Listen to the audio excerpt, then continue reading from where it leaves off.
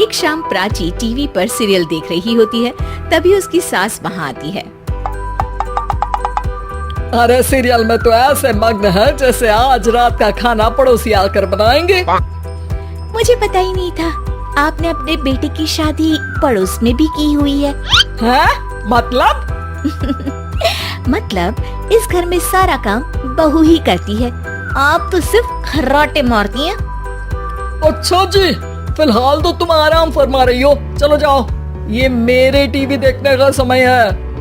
आहा, इसीलिए मुझे भगाया जा रहा है। सॉरी, अब तो बिल्कुल नहीं जाऊंगी। प्राची की इस बात पर दोनों सास बहू के बीच टीवी रिमोट के पीछे बच्चों जैसे छीना झपटी शुरू हो जाती है, जिसके बीच श्लोक भी काम से घर वापस आ जाता है। आज मेरी चूहे बिल्ली की जोड़ी किस बात पर झगड़ रही है? अरे तेरे बीवी मुझे टीवी ही नहीं देखने दे रही। अरे तुम्हारी मम्मी मुझे खाना बनाने के लिए फोर्स कर रही है। अरे वाह, ऐसे बेतुके रीजन पर तो बच्चे भी झगड़ा नहीं करते। अरे मुझे कुछ मत बोल, सब इसने ही शुरू किया है। हाँ हाँ, जैसे आप तो बहुत दूध की धूली है ना। अरे बस दोनों चुप। प्राची जाओ, खाने की तैयारी करो। और माँ तुम छोड़ो, तुम्हें क्या बोलूं, शांति से अपना सीरियल देखो, मुझे दोबारा लड़ने की आवाज सुनाई नहीं देनी चाहिए। ऐसा बोलकर श्लोक वहाँ से चला जाता है, जिसके पीछे पीछे प्राची भी कुछ न कुछ बड़बड़ाते हुए रसोई में चली जाती है।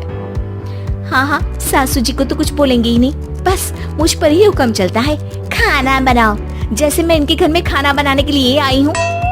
इसी तरह शाम बीतती है और रात को श्लोक और प्राची की सास खाना खाकर सोने चले जाते हैं, लेकिन प्राची गुस्से में कुछ खाए बिना काम में ही लगी रहती है।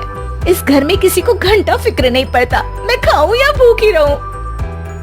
प्राची कुछ देर के लिए रसोई से बाहर जाती है और जैसे ही वापस आती है तो वहाँ दूध का भरा ग्लास देखकर हैरान रह जाती है। फिक्र पूरी है, बस दिखाना नहीं है। प्राची दूध पीकर सोने चली जाती है और अगली सुबह एक बार फिर सास बहू का कार्टून नेटवर्क स्टार्ट हो जाता है। ये तुमने ही किया है। अरे अजीब जबरदस्ती है, मैं बोल रही हूँ मैंने कुछ नहीं किया। दोनों ने मिलकर पूरे घर को पागल खाना बनाया हुआ है। यहाँ कोई नॉर्मल इंसान तो रह ही नहीं सकता, इसीलिए अब पड़ोसी क्या रिश्तेदार भी घर आने से कतराते हैं। और सुन बेटे, तू भी चंगा, तेरी माँ भी चंगी, तेरी बीवी भी चंगी, रिश्तेदार।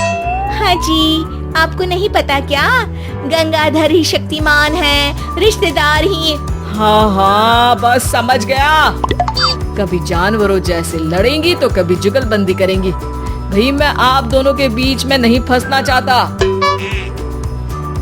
सास बहू की इस मन मौजी जोड़ी से परेशान होकर श्लोक अपना सिर खुजलाता वहाँ से चला जाता है। चलो अब मैं भी कीर्तन में जा रही हूँ।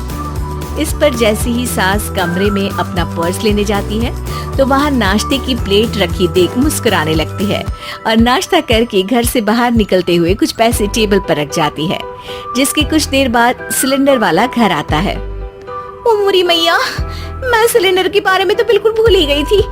घर खर्च के सारे पैसे भी मम्मी के पास है और श्लोक से बोला तो उल्टा 4 बात सुनाएंगे।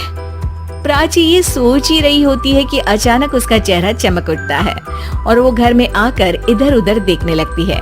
तभी उसकी नजर टेबल पर रखे पैसों पर पड़ती है, जिन्हें वो सिलेंडर वाले को दे देती है। ये सब श्लोक देख लेता है।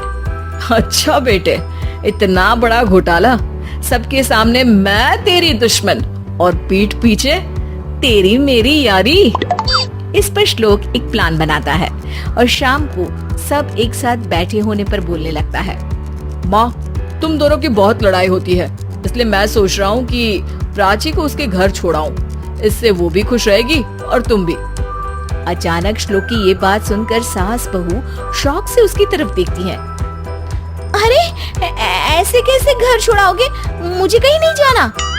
अरे तुमने बोला नहीं पर मैंने सुन लिया, तुम्हें मम्मी के साथ रहना अच्छा नहीं लगता, मुझे पता है। अरे वाह, अरे जब बहू खुद कुछ काम बोले तो वो तुझे सुनता नहीं, और अब जो इसने बोला ही नहीं वो तू समझ गया। जब उसे नहीं जाना तो फिर जबरदस्ती क्यों कर रहा है? अच्छा, फिर आपको मौसी के घर छोड़ाता हूँ।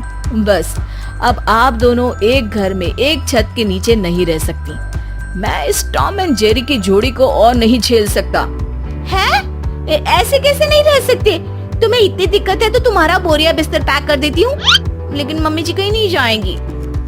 बिल्कुल यही सुनना था मुझे। अगर दोनों में इतना ही प्यार है फिर हर वक्त ये लड़ाई का नाटक क्यों करती हो?